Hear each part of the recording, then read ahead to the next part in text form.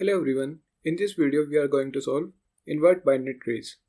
In this we are given a root of binary tree and we have to invert the tree and return its root. Let's understand this using board visualization. So we have to invert the values so that the 9 becomes 6 and the 3 becomes 1 and 2 become 7. Like we have to swap the values.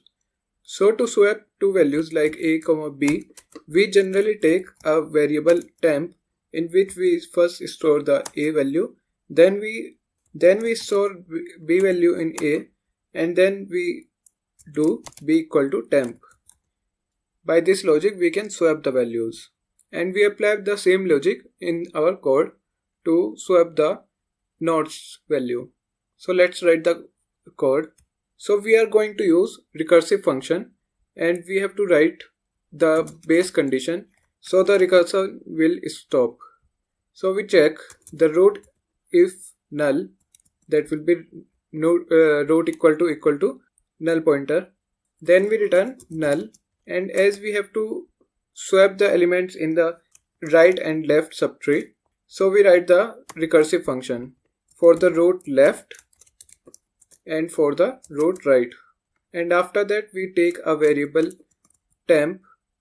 For that we will use root tree node, and then we store the value root of left.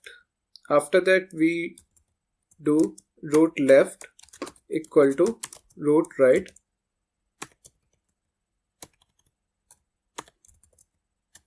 and then we do root right equal to temp.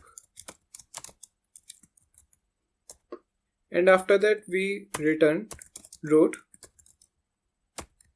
Let's run this code, submit it.